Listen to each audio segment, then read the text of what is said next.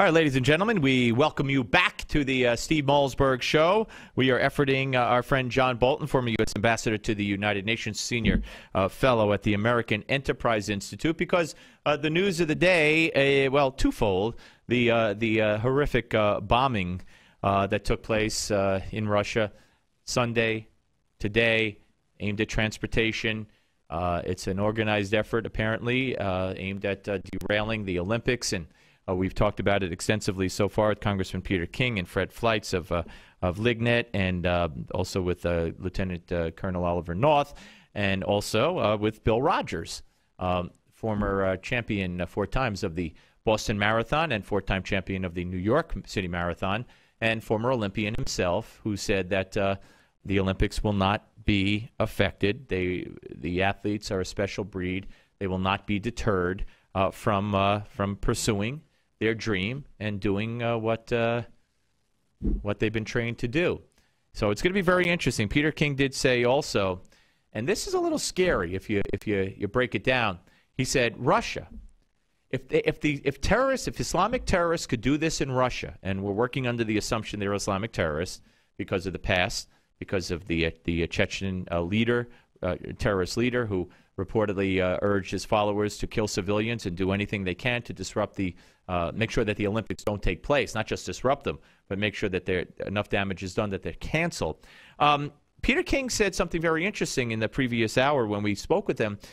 He said, if the terrorists could do this in Russia, imagine what they could do here. And his thought process was, they don't have a lot of civil rights protections in Russia, so the government to abide by.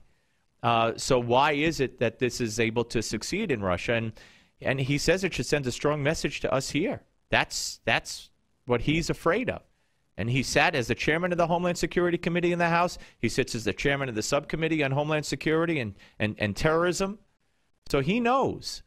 And don't forget, if I'm not mistaken, it was the Chechen terrorists who killed all those school children. Killed, what was it, 200 plus school children? Shot most of them in the back as they were running? I mean, that is the nightmare of all nightmares. The nightmare of all nightmares. And he also made the suggestion, did Peter King, that we should be helping Russia. We're using our NSA and everything else that we have, all of our tools, to help the Russians. Was it him who said that? The enemy of our enemy? It might have been Oliver North. I don't remember. It might have been Oliver North who said that, actually. And I agree. I hope we're helping Russia. I certainly hope we're helping Russia. Anywhere we could fight against radical Islam, terrorists, anywhere we could combat terrorists, even though this country doesn't call them terrorists anymore, then I think it's very important, obviously, that we get it done. Very, very important that we get it done.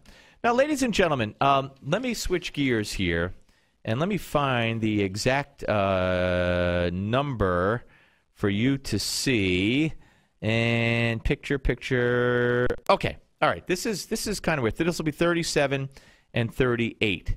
The Simon Wiesenthal Center is calling on NBA star Tony Perkins to apologize for his past use of a gesture that is widely considered to be anti-Semitic and similar, a variation, actually what they call the Nazi salute in reverse. Okay? Now I'm going to show you a picture here of, this is Nicholas Anelka of West Bromwich Albion, scoring a soccer goal and celebrating, making this gesture after scoring the goal. This is 37. Now, if you're watching, you could see what it is. You extend the right arm, and you put your left hand on your right shoulder. And it's I don't want to do it. I'm just demonstrating it. Well, you saw it. I don't have to demonstrate because you saw it. But for those of you listening on radio, now there's another picture of him appearing to do what it's called it's Quenelle, the Quenelle. And that's what it's called. Now, there's a method to this, but this is not by accident. Okay, this is not by accident that they do this. if the Simon Wiesenthal Center is calling for this to stop and is asking for an apology from athletes who do it, and they continue to do it, they know what they're doing, I believe. I can't guarantee that. But Tony Parker has used that gesture in the past. French media reports that earlier this year, not that earlier, they did earlier this year, French media show a picture of Parker, the San Antonio Spurs player, backstage at a French theater doing the gesture alongside its creator, a comedian whose name I can't even pronounce, which is Diodone. Now, Roger Kugelman, the leader of an umbrella group of French Jewish organizations, said it's the Nazi salute in reverse. Rabbi Abraham Cooper, Associate Dean of the Simon Wiesenthal Center, which of course is a Jewish human rights group, said yesterday that Parker should apologize for his use of the reverse Nazi salute. As a leading sports figure on both sides of the Atlantic, Parker has a special moral obligation to disassociate himself from a gesture that the government of France has identified as anti-Semitic, Cooper said. And this call comes a day after the French soccer player, who you just saw, Nicolas Anelka, came under fire for his use of the gesture. Now, I've heard, I don't know if it was the inventor or somebody who made this salute, saying that it's not an anti-Semitic salute, it's an anti-Zionist salute. Now, that is in my opinion, that is the convoluted rhetoric of the anti-Semite. Oh, no, we're not against Jews. We're just against Jews in Israel, you see. So we're anti-Zionist, but we're not anti-Jewish. So that, I think, is a bunch of nonsense. But it's very interesting, and it's going to be very interesting to see if the NBA, because I got to tell you, now I did see a picture of Parker doing it. I shouldn't say that. I saw a picture of Parker, and it was the story was talking about it, so I don't know if it was an actual picture of him doing it. If they did, we'll show it to you next time we're on. I didn't have time to bring that picture up. But if there is a picture of him doing it, and it must be because they say that it was in the French papers or whatever, if there's a picture of Parker doing the salute, I wonder if the NBA and David Stern, the commissioner, will do exactly what they would do if Tony Parker had done something offensive, has said something, or slurred gays. He's already black, so I don't think he'd be saying anything against blacks. But what if he slurred whites? What if he said some word against whites or something? So I'd like to know if this is going to count. Now we know it doesn't count to the International Olympic Committee, the IOC, on the eve of yet another Olympic Games. Once again, despite the wishes of the families of the Israeli athletes who were slain in Munich in 1972, slain because they were Israeli, slain because they were Jewish, despite the call for over 40 years to recognize the deaths, the murders of the terrorist act of the Palestinian terrorists, the IOC is deaf to those pleas. Deaf to those pleas. And the reasons I've seen given, you know why they're deaf to those pleas? They don't want to get political. They don't want to insult the Palestinians. Insult the Palestinians? The Palestinians should be up there denouncing it with them. The Palestinians should be the ones apologizing. I'm not holding the current day Palestinians responsible for that, but you would think, right? You would think Mahmoud Abbas, the great peacemaker, according to John Kerry and Barack Obama, the man that they want Israel to give the West Bank to and half of Jerusalem to, you think he would be present at the opening of the Olympic Games. And he would lead the commemoration to the Israeli athletes who were slain. That's what you would think. Instead, the IOC doesn't do it because they don't want to offend the Palestinians. Because to denounce terror and commemorate victims of terror is to insult the terrorists, apparently. All right, joining us now is our friend, former U.S. Ambassador to the UN, Senior Fellow at the American Enterprise Institute, Ambassador John Bolton. Hello, sir. Hey, Steve. How are you? Glad to be with you. Thank you. Merry Christmas, Happy New Year, and thank you for all that you do for us. Appreciate it. Thank you. All right, let's start with. We're talking about the Olympics here a little bit. Let's start with the bombings in Russia. Now 3 bombings in close proximity, and it's transportation that they've targeted.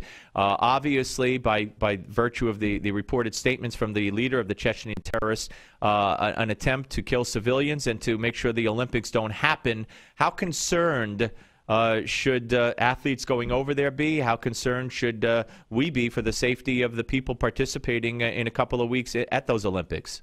Well, I think we should be concerned. I mean, I have no doubt in an increasingly re-authoritarianized society that Putin will pull out all the stops for security. But by the same token, I think the terrorists will respond in kind. These bombings in Volgograd, formerly Stalingrad, back in the day, are obviously intended to show they can hit vulnerable civilian targets.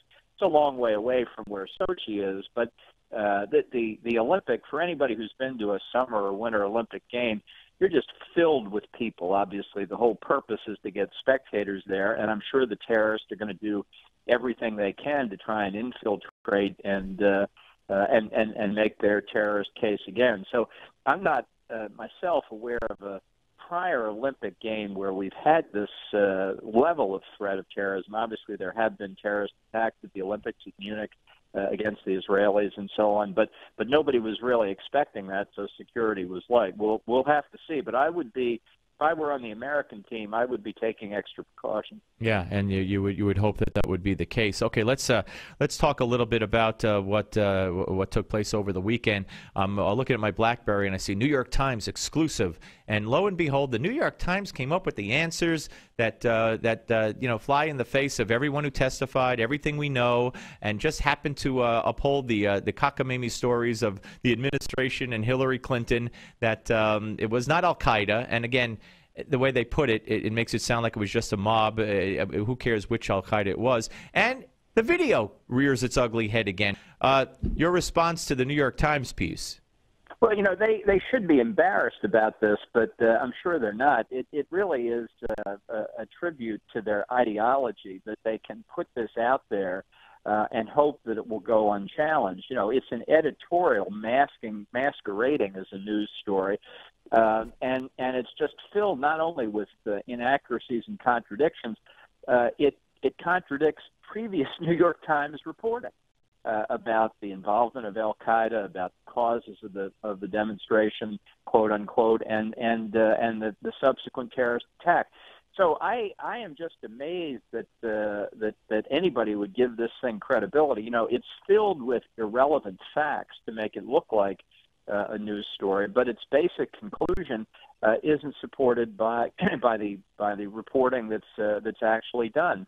The fact that the reporter can say, well, I couldn't find any evidence of Al Qaeda involvement, just shows he didn't look very hard, including, as I said, reading the back issues of his own newspaper. Right, and I think I repeated this line to Peter King, not that it was a line, but I guess it is now. And to steal Hillary's line, what difference does it make if it were Al Qaeda as under Zahari, or an offshoot of Al Qaeda, or just a completely different terrorist group? This was not something spontaneous with a street mob full of people spurred on by a video. Yeah, look, I agree, and I've been saying when we were attacked on 9/11, we didn't declare a global war on Al Qaeda. We declared a global war on terrorism. But even taking this issue of was it an Al Qaeda a terrorist attack, just taking that issue head on. The reason this is important, I think, is that the New York Times, following very closely the line of Barack Obama himself, aren't you shocked to hear that, is trying to define terrorism into a very, very narrow, cramped definition, that it's the core Al Qaeda leadership, what's left of it in Waziristan along the Afghan-Pakistan border. And if you can't draw a clear line between what's left of Al Qaeda in Waziristan and the attack in Benghazi or the Boston Marathon or you name it, then they say Al Qaeda is not involved. But that is a trick of definition. It's by saying terrorism is only Al Qaeda, and Al Qaeda was only what we found in Afghanistan. And not only that, it's only the core Al Qaeda that's left after we overthrew the Taliban, and after 10 years of drone attacks and other attacks along the Afghan-Pakistan border. That is what Obama tried to say all during the election year to justify his line, the war on terror is over. We can prosecute alleged terrorists in federal district court. We don't need Gitmo. We don't need to be in Afghanistan. We don't need to be in Iraq. We don't need to be in much of any place because, after all, there's no war on terror.